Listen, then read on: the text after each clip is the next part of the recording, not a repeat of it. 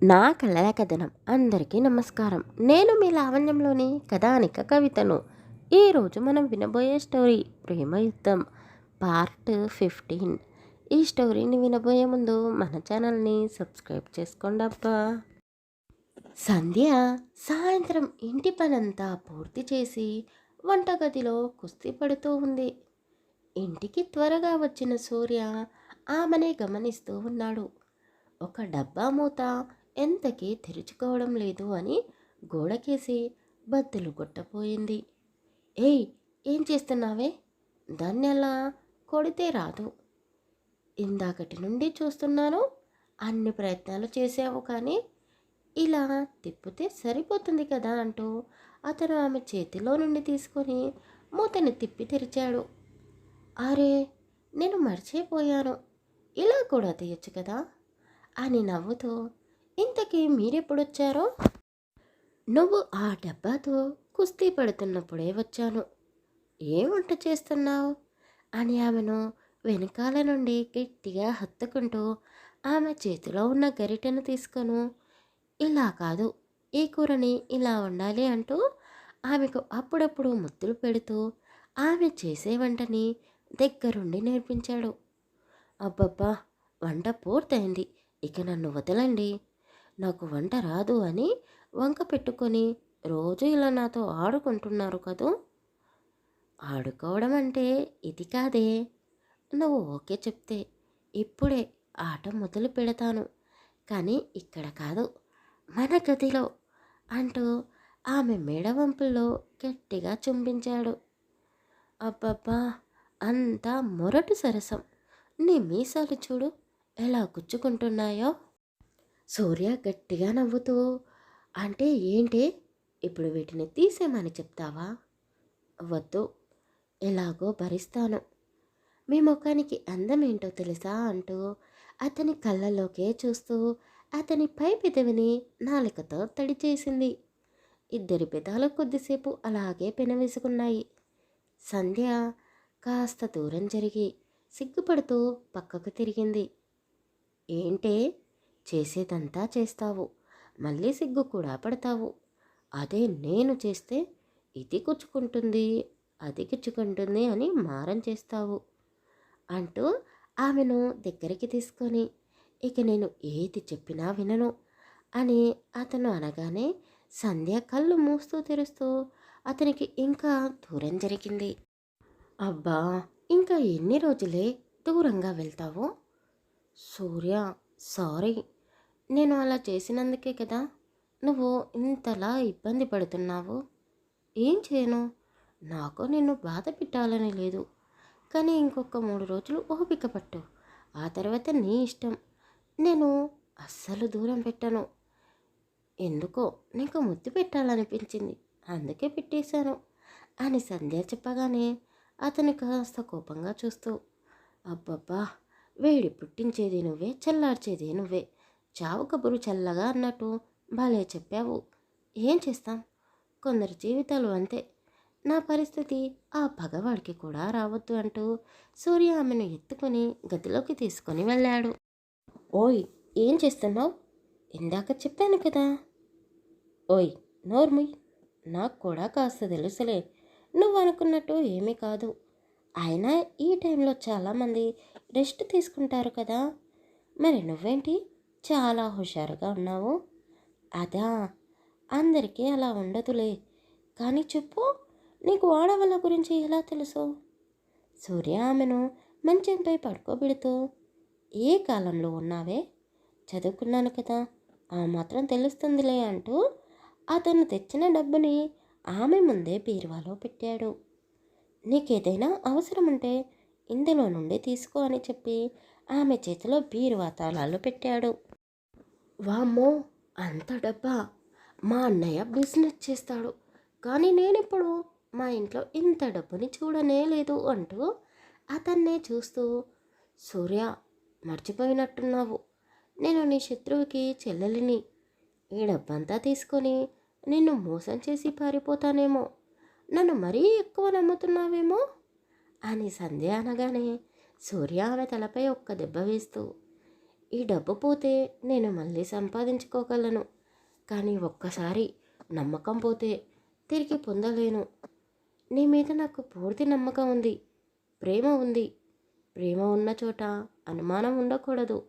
నీ డౌట్లన్నీ క్లియర్ అయినట్టేనా అని అతను అడిగాడు.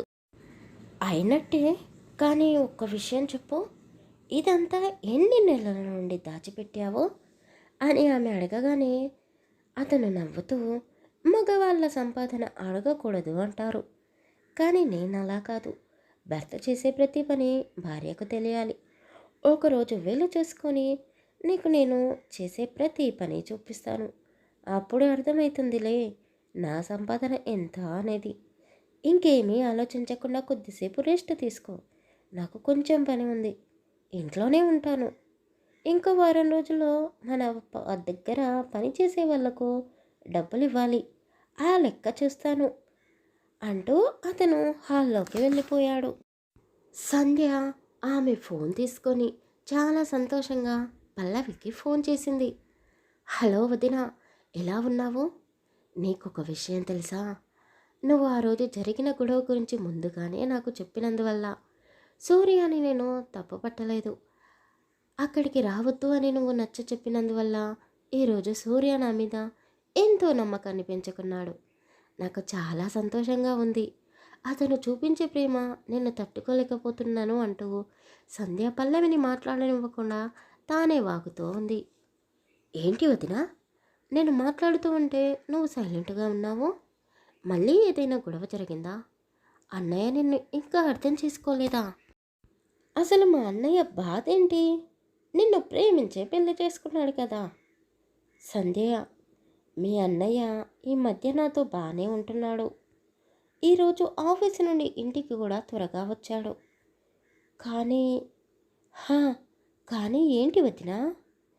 మీ అన్నయ్య కూతురు కాంచన వచ్చింది. ఏంటి, కాంచన వచ్చిందా? అవును, తను వచ్చినప్పటి నుండి మీ అన్నయ్యని అంటు పెట్టుకునే ఉంది. అతను కూడా ఆమె చెప్పే ప్రతి విషయానికి నవ్వుతూనే తనతో సరదాగా ఉన్నాడు. నాకు వాళ్ళిద్దరూ అలా ఉండడం నచ్చడం లేదు. దానికి తోడు మీ చిన్న మామయ్యని కూడా వెంట పెట్టుకొని వచ్చింది. అవునా, మా చిన్న మామయ్య వచ్చాడా? చూసి చాలా రోజులవుతుంది. ఎలా ఉన్నాడు ఇప్పుడు? అస్సలు బాలేడు. ముందు కంటే ఇప్పుడు పిచ్చి ఇంకా ఎక్కువైందంట. అతను చూడగానే అత్తయ్య గారు చాలా ఏడ్చారు. అవునా వదిన, అమ్మను నువ్వే జాగ్రత్తగా చూసుకో. కాంచన రాజేష్ అంతా మూర్ఖంగా ఆలోచించదులే, కానీ తనకి మా అన్నయ్యని పెళ్లి చేసుకోవాలని చాలా కోరిక ఉండేది. కొంచెం జాగ్రత్త. ఒక 2 రోజులు ఉండి వెళ్ళిపోతుందిలే, మరీ అంతలా బాధపడకు. కాదు సంధ్య, అసలు ఏం జరిగిందో తెలుసా? అత్తయ్య గారు బాధపడడం చూసి దేవికి చాలా కోపం వచ్చింది. మా మామయ్య ఇలా కావడానికి కారణం సూర్య అని కోపంగా నా వైపు చూశాడు. బావా, కోపం పెంచుకోకు. నేను బాబాయిని చాలా జాగ్రత్తగా చూసుకుంటున్నాను, కానీ ఎందుకో ఇంకా ఇంప్రూవ్మెంట్ లేదు. అందుకే ఇక్కడికి తీసుకొని వచ్చాను. ఇక్కడైతే పెద్ద పెద్ద డాక్టర్స్కి చూపించవచ్చు కదా.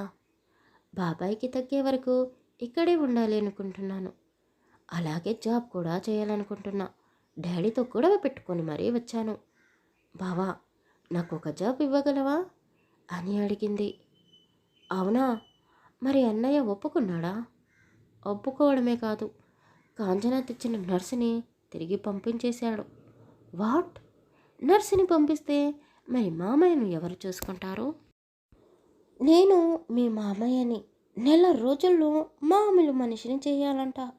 అలా చేస్తేనే మీ అన్నయ్యకి భార్యగా ఉంటానంట అని పల్లవి ఏడుస్తూ చెప్పగానే సంధ్య ముసిముసిగా నవ్వుతూ, వదిన, అన్నయ్య ఏదో తమాషాగా అన్నట్టున్నాడు. ఇన్ని రోజుల నుండి నయం కానిది 1 నెల రోజుల్లో ఎలా నయమవుతుంది? నువ్వే చెప్పు. మీ అన్నయ్య సీరియస్గానే చెప్పాడు సంధ్య. అవునా వదిన, మామయ్యకి పిచ్చి తగ్గుతుంది అంటే నేను కూడా సంతోషిస్తాను.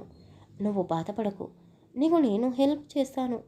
నాకు తెలిసిన డాక్టర్ ఉన్నాడు, మా ఫ్రెండ్ వాళ్ళ డాడీ. అతనికి ఒకసారి మామయ్యను చూపిద్దాం. సూర్య సంధ్యాని పిలిచాడు. ఇక ఫోన్ మాట్లాడడం ఆపేసి భోజనం తినడానికి వస్తావా అని. అతను అలా అనగానే సంధ్య టక్కన ఫోన్ పెట్టేసింది. ఏయ్, నేను రెస్ట్ తీసుకోమన్నాను, ఇలా గంటలు గంటలు ఫోన్లో మాట్లాడమని చెప్పలేదు. అది కాదు సూర్య, మా వదిన అని చెప్పబోతూ ఉంటే సూర్య కోపంగా చూశాడు. నువ్వు ఎవరికి ఫోన్ చేశావో అని నేను అడగలేదు.